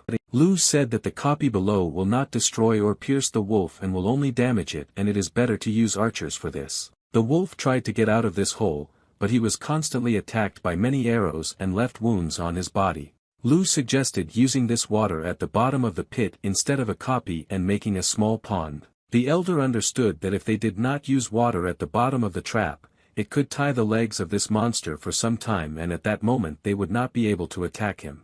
The bandits took spears to attack this monster. The robbers attacked the enemy in several ranks. As soon as the first line threw out their copies, the next bandits immediately ran after them and threw their spears. The elder ordered at that moment to extract as much blood as possible from the wolf's body so that he would lose some of his strength. But the elder still understood that this method would not help them kill this blue wolf once and for all. Lu immediately warned the bandits that this trap would not be able to detain this wolf for long, and in the end he would still crawl out of the hole. He walked up to the edge and said that the blue wolf was starting to crawl out, but they had already thrown all the copies of the arrow at him that they had. Suddenly the bandits heard a loud cry from an elder who ordered everyone to step aside and not disturb him. Lu kicked off the ground and made a rapid jump up. He flew so fast as if no one could notice his movement. He was holding his spear in his hand, which at that moment had already begun to burn with a bright flame, and the elder was going to kill this monster with his own hands. Lu was flying down. I was flying at incredible speed. He was like a flash that could pierce the body of any enemy at any moment. Lu almost approached the blue wolf and they looked into each other's eyes at that moment. They both understood that only one could survive. A very strong explosion suddenly occurred in the pit, and after the explosion the fire began to scatter in different directions. The leader of the bandits ordered his robber subjects to immediately close the entrance to this pit. The robbers spent the whole day preparing the logs in order to close the pit in time, and after the leader ordered them, they did not immediately begin to carry the logs to this pit. Pang Ho ordered his bandits to make sure that the logs were able to completely close the entrance to the pit. Lu thrust his spear into the body of this wolf, and at that moment he realized that the animal's body was bleeding, but this was still not enough to kill him. There was a battle going on underground between the elder and the blue wolf. They knew that only one could get out of this trap, and so they had to fight to the death. The blue wolf tried to take the spear from the old man's hands with his paw so that the enemy no longer had weapons. Lu realized that thanks to their trap, the wolf could now fight using only his front paws. The sounds of a battle and an earthquake were heard from under the earth. Something very terrible happened underground, after which the earth shook. Pang Ho looked in surprise at the trap that had not been created and was frightened by this strange sound from underground because he did not know what happened inside this trap. The logs that blocked the exit from the trap began to shake very slowly in different directions, and everyone felt that a small earthquake was starting on Earth. Suddenly the logs stopped, and inside the pit it became very quiet. Everyone became interested in what was happening there now. Pang didn't understand what just happened inside the pit, but he assumed that the elder was able to defeat the wolf and everything was finally over. Brute approached the leader of the bandits and offered to dismantle the logs and carry them away in order to open the entrance to the pit and see what happened there. They slowly began to remove the logs and open the entrance to find out what was inside. When the bandits began to look down, they talked among themselves about how they couldn't see anything because it was very dark below, but they didn't smell the strong smell of blood. Elder Lu sat at the bottom of the cave with his eyes closed. His whole body was stained with blood and he just sat silently and waited for him to be freed. He sat at the bottom of the cave underground on one knee, and under him was the dead body of a blue wolf. When the leader of the bandit you see that the elder managed to defeat the blue wolf, he immediately began joyfully shouting that they managed to do it. Pang Ho suddenly made a displeased expression on his face because he did not see the positive reaction from the elder. He wondered why the elder was not rejoicing with them. Pang Ho raised his eyes and head up and told the bandits that they were starting to piss him off because they were just standing and watching. He ordered this idiot to quickly pull him out of the hole because he was very tired and starting to die from exhaustion. The bandits began jumping joyfully and shouting that the elder was able to defeat the blue wolf alone. They could not stop their joy and continued to jump for joy and admire the great strength of this old man. Lu raised his head up and saw a small group of idiots jumping joyfully and worshipping him. The elder said that he perfectly understands their joy, but he wants these brats to finally pull him out of this stinking hole. Lu said that he hasn't felt as good as he does now for a long time, and at this moment he feels young. He remembered the wonderful moments of his life when he was still young and first came to Jianhu to conquer the whole world. At night, he and his granddaughter returned to their home and decided to finally rest after such a hard day. Lu looked at his granddaughter, who at that moment was sleeping very sweetly, and thought that he was incredibly glad that they could continue to live in this house and not feel danger near them. He began to touch his shoulder and said that today he overdid it when he fought with this wolf, and the pain in his muscles did not go away even after taking a bath. He took the blue pill in his hand and began to examine it carefully. Lu felt the shape of this pill with his fingers and thought that this bright blue light gives an understanding that this is the inner core of a blue wolf. He remembered the moment from the battle in which he hit the wolf in the head and the core fell out of his mouth. He thought that he could gain enormous internal energy by eating this core. But the problem was that he could die or lose his internal energy forever if he ate this core. Lu thought that now there is no way he can risk his life like that, and he must carefully decide to use this core when he really needs it. Suddenly the old man saw that his granddaughter had just woken up and was standing next to him with a dissatisfied face. The grandfather laughed and asked her why she decided to wake up so early. Suddenly she jumped on him and decided to take the blue wolf cores from her grandfather. He immediately removed his hand and told his granddaughter that she was a scoundrel and she should not eat it. It was at that moment that he felt a very strong pain in his head, and then this pain spread throughout his body. Lu knew that this moment had come again and he needed to immediately take a pill to suppress nervousness in order to stay alive. He took out a pill from his inner clothing pocket and put it in his mouth to overcome his headache. Lu fell to the floor and tried to return himself to normal, but with every second he only got worse, and his granddaughter at that moment was sitting next to him and did not understand what was happening to her grandfather again. Loud screams of the old man could be heard from their house. It was heard that he was suffering from pain. It was difficult for him to resist this pain. His hand turned red and large veins began to appear on it. He tried to control his hand, but he was very bad at it, and next to his hand at that moment lay the blue core of a wolf. Sol saw that the beautiful tablet that she wanted to take from her grandfather is now right next to her and her grandfather is not taking it. Lu tried to resist his pain and tried to explain to the girl that this kernel is very dangerous and it is better for her not to eat it. He felt his eyes slowly begin to close and he tried to explain once again that she was still small and she couldn't eat this, but he didn't have enough strength and he fell asleep. She was sitting in the corner of the room and doing something, but because her back was turned it was hard to understand what exactly she was doing. Lu was finally able to open his eyes and tried to understand how much time had passed since he lost consciousness and fell asleep. He suddenly jumped up from the floor and raised his head. The first thing he thought was that he did not have a blue core and he was afraid that the girl could eat him while he was passed out. He turned his head back and saw his granddaughter who was sitting near the wall and doing something. He was scared because he didn't understand what he was doing. She slowly began to turn her head and it was clear from her face that she now had something in her mouth. Her face at that moment was red and the girl was able to say the word delicious after she turned her head. Lu understood that this situation was a real disaster and he began to shout very loudly that this should not have happened and he could not control this moment. Lu understood that he needed to correct this situation and help the baby cleanse her body as quickly as possible because her face at that moment was already red. Sol began to feel a strange pain in her body, or her face turned even redder and she did not understand what was happening. Lu took her with his hands behind her back and tried to clear her energy so that this blue core would not harm her and tried to give her his energy. Lu said that her dantian should have already exploded and taken her life at this moment. But she is still alive. The toxicity of the inner core was neutralized by her immortal structure and sound body. He understood that if the girl did not completely absorb this energy now, she could die. The old man understood that it would be very difficult to save her because the vessel of conception is an impregnable vessel which is a fortress and it had just been unlocked and the toxicity of the inner core disappeared and united with the constitution of her body. She is now able to emit true energy from her body. Even her control vessel has been unlocked. Her middle dantian has just opened.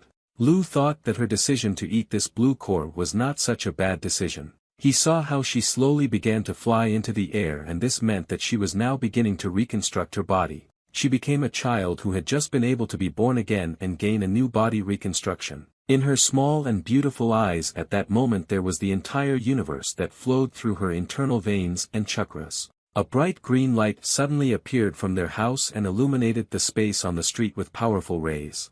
Lu covered his face with his hand and began to hide from this light because it was hard for him to look at this strong beam. He thought at that moment that she managed to absorb all the true chi energy into her middle dantian and therefore she became even stronger. He saw that her hair had now grown and she could calmly stand on her own 2 feet. He immediately realized that the girl was a little different from the one she was before she ate the blue core. Lu reached out to his granddaughter and asked if she was okay and how she was feeling.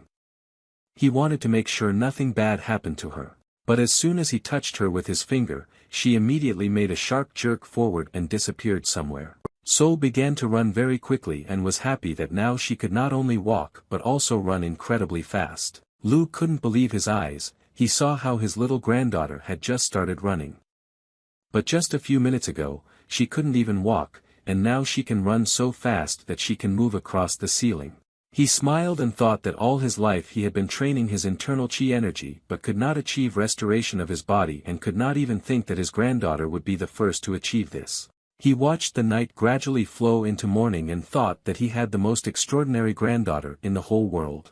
When he went outside, he saw that a large bag was lying on his doorstep again. Lu assumed that these weaklings from the Black Blade Bandit clan brought them meat again, but he didn't understand why they did it because he didn't ask them and knows that they themselves don't have enough money for food.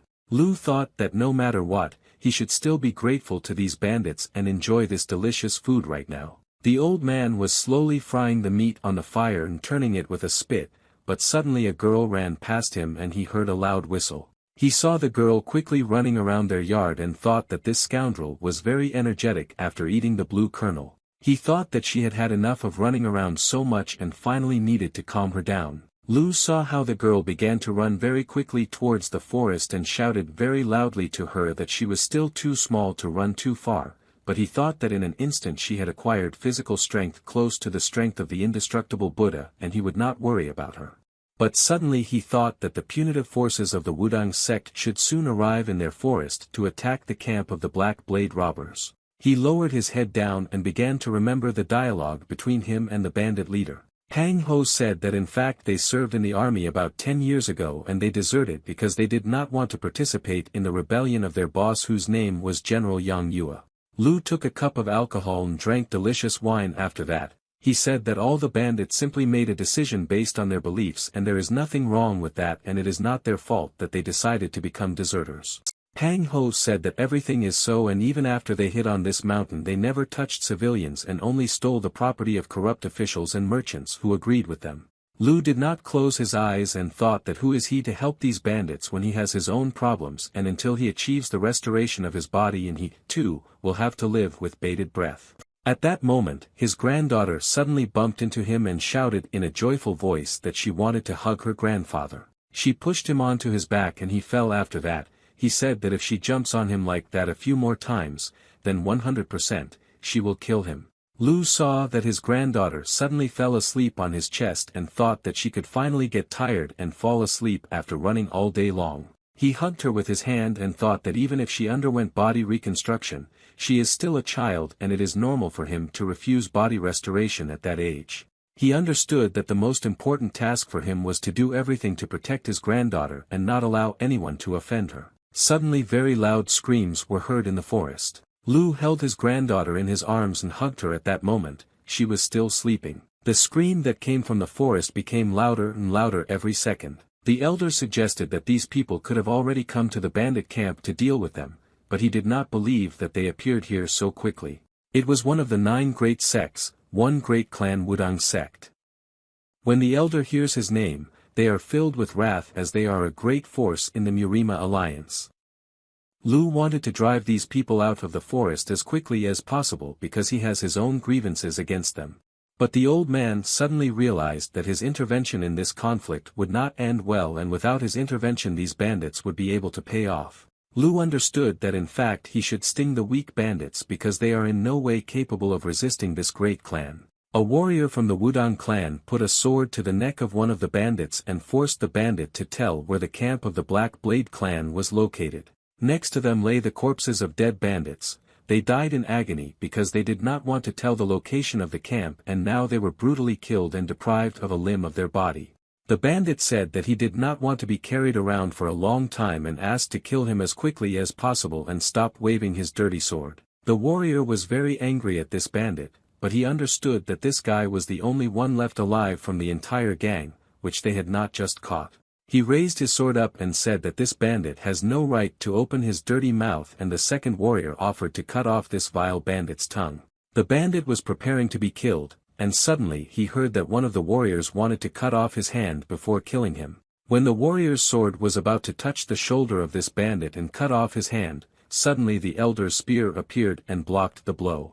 The warrior did not understand what had just happened and where this old man came from here, and most importantly, he did not understand why this old man blocked his attack. The bandit heard the voice of an elder who said that using a blade for revenge as an excuse is disgusting and causes pain before killing is an immoral act. Lu said that with all this, they do not dare to call themselves warriors of the orthodox sects, but in fact they are only brutal killers. He hid the bandit behind his back and looked menacingly at these warriors. He said that the grandfather, who turned out to be the neighbor of these brats, was obliged to protect them from monsters. The warriors asked this old man who he was, and he answered them that he was just a grandfather who happened to be the neighbor of these weaklings and was obliged to protect them. The warrior ordered this old man not to interfere in his own business and to retreat before it was too late. Lu replied that it would be very strange if he did not interfere in this conflict now and simply closed his eyes to the current problem. He turned his head back and saw a wounded bandit. He said that the problems of these bandits had nothing to do with him and he should absolutely not care about them. He remembered how the bandits rejoiced at their triumph over the blue wolf and said that there are times when neighbors should help each other. He remembered the moment when he came to his home and saw many dead members of his family, and if someone had helped his family evacuate that day, this might not have happened. He looked at these armed warriors. I thought that these scum are members of the Wudang sect, one of the key factions in the Murima alliance, which is supposed to be behind the murder of his family. He raised his spear up and said that these wars are not aware of everything that is happening here and they can only guess what this grandfather had to go through. He told them that they don't even realize how hard he has to restrain himself now in order not to kill them right here and now. They began to communicate with each other using telepathic abilities, and the younger brother said that this is the old man who is now wanted. They realized that this was exactly the old man because they saw his unusual spear and the child who was on his back. The brothers said that this is a great opportunity to express themselves since this opponent is already an old man who has been retired for a long time and defeating him will be as easy as shelling pears, but you need to make sure that the child does not suffer because Murima asked the alliance to return her alive. Lu lowered his spear down and stabbed it into the ground.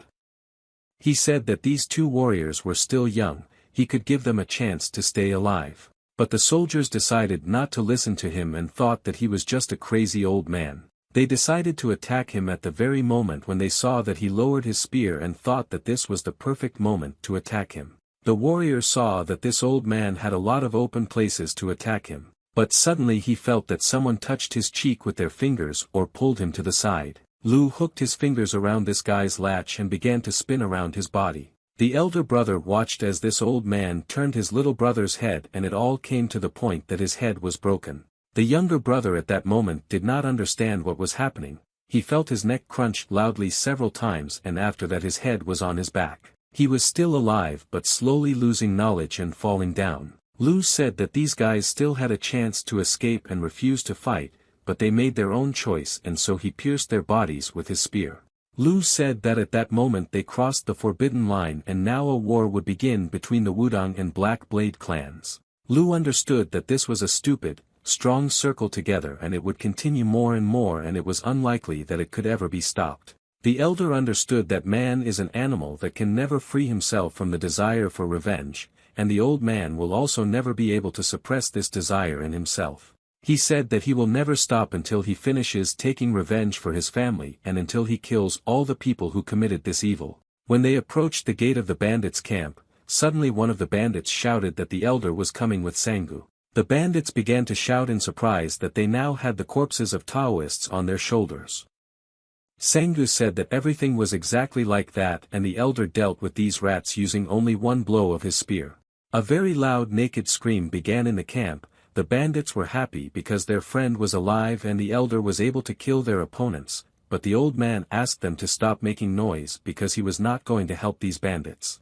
Lu knew that in the Wu Dan sect there were many true martial artists, and during those days that he traveled around the world, he understood this well. He knew that next time, instead of beginners, I would send stronger warriors here, and perhaps they would be real masters. And when this moment comes and martial arts masters come to these mountains to take revenge, an inevitable disaster awaits them. Pang Ho bowed to the elder and greeted him after that.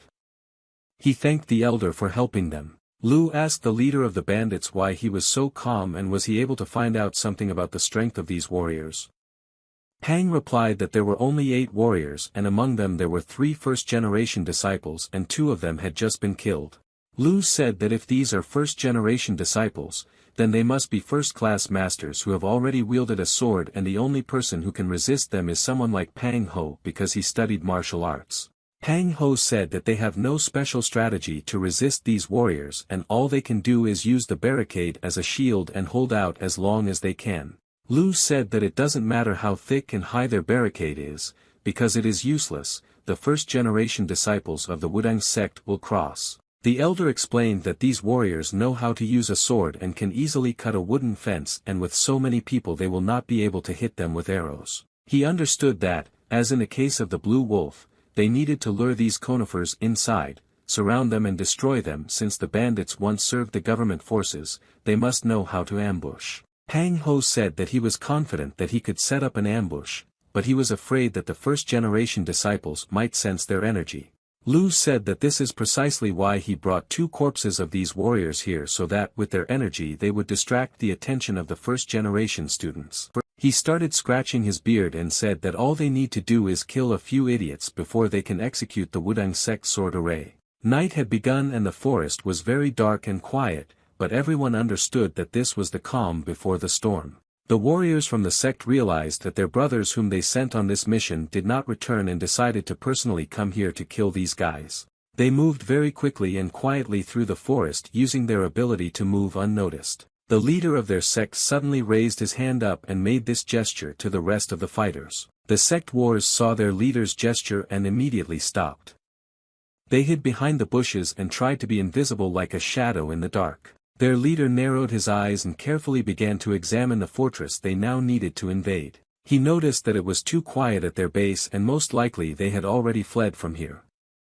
But they needed to check this. After all, they came to exterminate these beetles.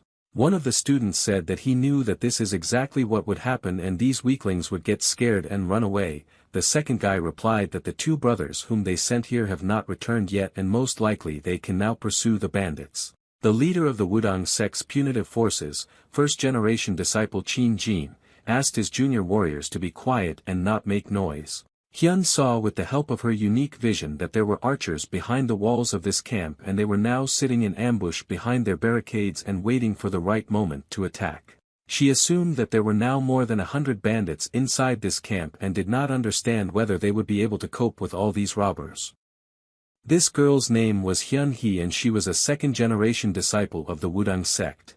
Qinghua said that there was no point in worrying because they could destroy them with one blow and it would be an easy battle. Qin Wu said that this girl was the most talented among the second-generation students and therefore offered her these first and then he could look at her skills. She obediently stood up and began to walk forward.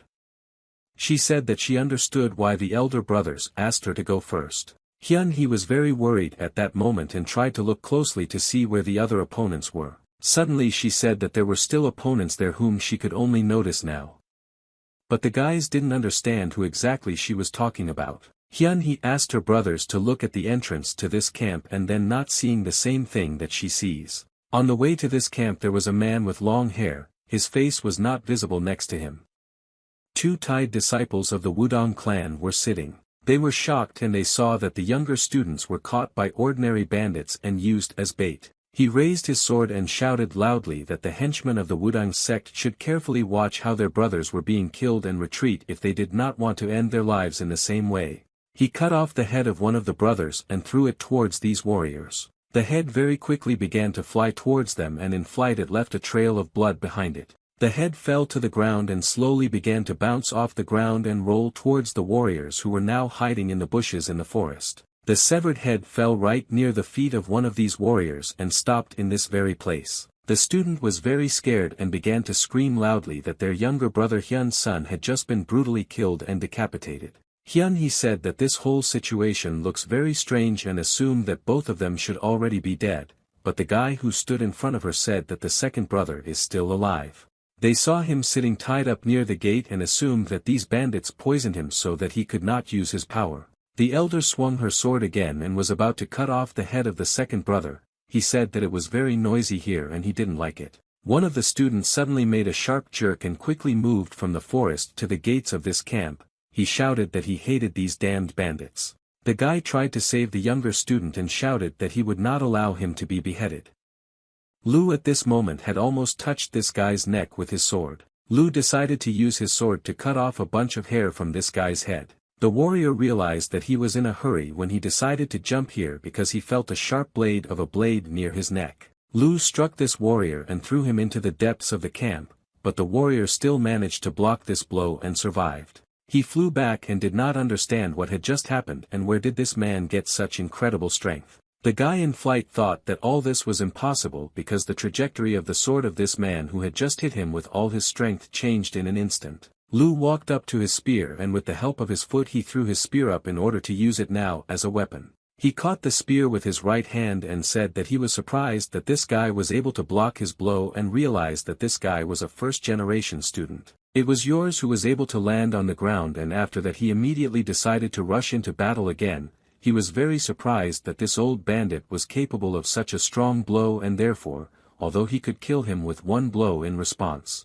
Lu opened his mouth and waited for his beak to get as close to him as possible in order to use his next combat technique. The elder began to scream very loudly and with the help of his scream was able to throw his enemy back again. He raised his spear up and said that now that they had seen his internal chi energy, the strongest of these wars would make its move. He held the spear in his hands and tried to fill it with fiery energy. Lu understood that time could not be wasted just like that and he needed to gain as much energy as possible before the duel began. The warrior was surprised because he had never seen such strong energy before, like me, and now he understood that he himself had to use all his strength to block these blows. Lu decided to attack this warrior in his open area and pierce right through his body. The warrior at that moment tried to block the blows of this spear with his sword, but he moved too slowly and did not expect that anyone would be able to break through his block. He looked down and saw that a large hole had now appeared in his body. Lu was able to pierce the body of this warrior using his fire attack and now the fire beam began to fly further. This fire beam is called the Lu family spear technique and it was the third move. The third move is usually called the flying spear of execution.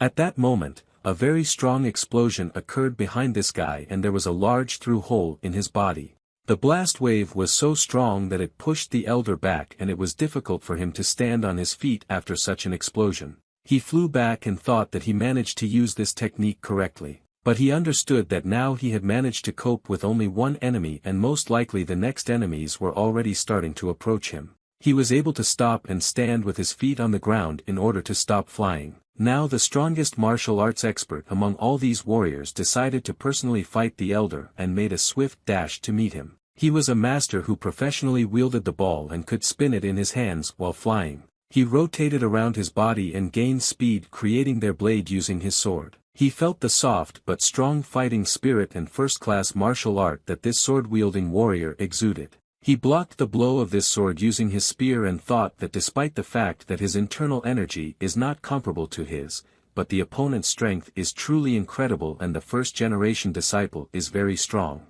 Lu managed to block this guy's blow, but still he could not stay on his feet because the force of the blow was incredibly strong and he began to fly backwards. He did not know that the bound scientist who was sitting near the gate was already a corpse and therefore ordered him to quickly come to his senses and run away from here.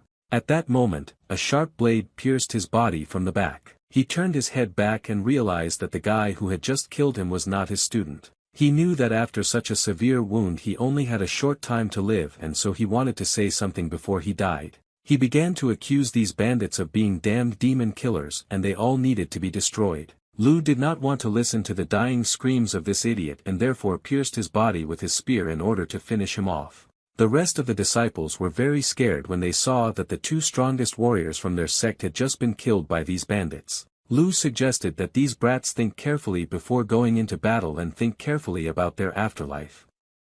After all, they will lose, and very quickly. Elder Lu, together with Pang Ho, began to very quickly beat their leader and mutilate his body so that the rest of the students would get scared and decide to run away from here once and for all.